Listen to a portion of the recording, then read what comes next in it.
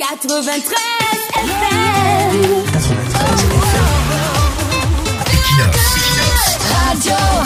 Bonjour, la semaine passée, à l'invitation de la communauté rwandaise du Cameroun, nous avons pris part à la commémoration du génocide rwandais 31 ans après. Un moment d'intenses émotions, comme si on venait de refaire le film de l'horreur du Rwanda devant nous et surtout des mots que les ressortissants de la communauté Hutu, auteurs du massacre de 100 jours, devaient trouver pour dire plus jamais ça. De l'autre, la peine pour les ressortissants de la communauté Tutsi, victimes du massacre, de regarder la communauté Hutu avec un cœur de pardon, surtout après le rappel du contexte et la projection d'un témoignage poignant, éprouvant qui mettait au goût du jour la folie humaine, le projet d'extermination d'une communauté à cause de la politique, à cause des luttes de pouvoir. On croit tuer un à un les membres d'une ethnie. Petit rappel, le 6 avril 1994, le président rwandais de l'époque, Juvenal Habyarimana, est assassiné. Net après sa mort, les extrémistes Hutus lancent une opération d'élimination physique des Tutsis et des Hutus modérés en utilisant la radio Mille Collines qui fait la promotion de la diabolisation et de la détestation des Tutsis. On les appelle les cafards. Les milices interamouées sont mises à contribution. Les Hutus qui demandaient à leurs frères Hutus de ne pas massacrer les Tutsis seront sommairement exécutés. Pendant 3 mois, le sang va suffisamment couler au Rwanda. Au soir du 17 juillet 1994, on compte entre 800 et 1 million de morts seulement en 100 jours.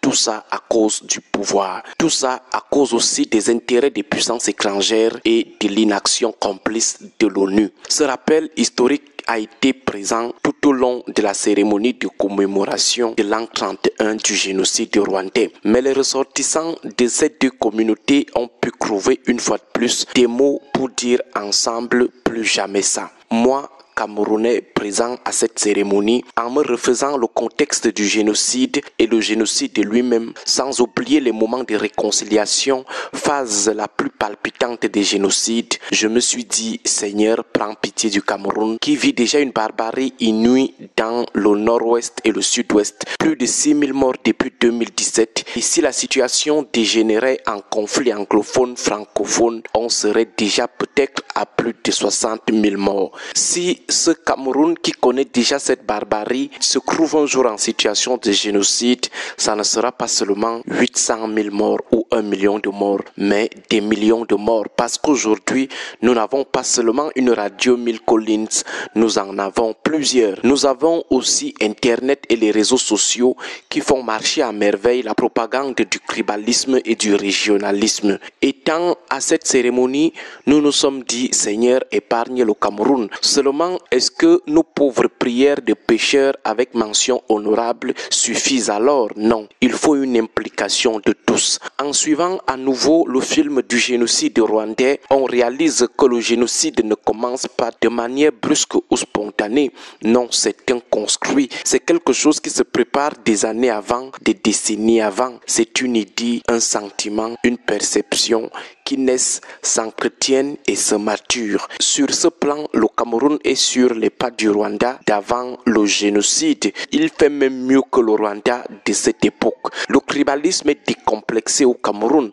Les gens n'ont plus froid aux yeux. Même sur les plateaux de télévision, dans les réseaux sociaux, les gens confessent et célèbrent leur envie ardente d'exterminer d'autres communautés. On voit des intellectuels, des universitaires, des hommes politiques, des hommes de médias qui construisent et font la propagande de la détestation des communautés, tout ça à cause des luttes de pouvoir. À cause du pouvoir, les gens sont prêts à déclencher un génocide au Cameroun. L'illusion du manger ensemble communautaire est diffusée. Pourtant, au fond, tous les Camerounais, quelles que soient leurs origines ethniques, tirent le diable par la queue. Même les auteurs de la maturation du projet de génocide sont eux-mêmes des petits misérables, des misérables individus qui subissent aussi les fugue de la misère instituée et promue. Au nom de quoi certains penseraient que le pouvoir est tribal ou ethnique au point de souscrire aux appels à la stigmatisation des hommes politiques de leur tribu ou ethnie. Quel est le village où les populations vivent bien ici au Cameroun parce que le fils du coin est maire, député, sénateur, ministre, DG ou chef de l'État,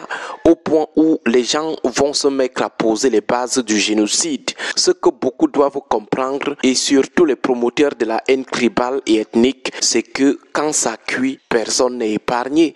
Il n'y a aucune tribu qui peut massacrer l'autre et l'autre va seulement la regarder sans réagir. Il n'y a aucune tribu qui peut laisser l'autre la massacrer sans aussi massacrer, même si cette tribu est extrêmement minoritaire.